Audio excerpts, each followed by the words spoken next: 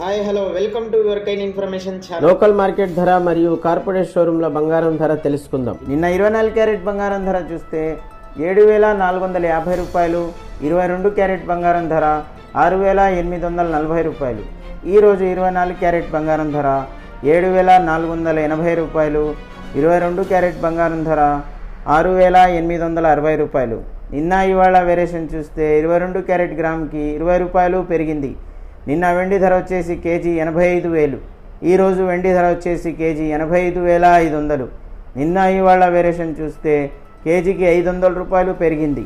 ఈరోజు 22 carrot corporate showroom ధర 6,705 రూపాయలు. ఈరోజు డాలర్ ధర 83 రూపాయల 446 పైసలు.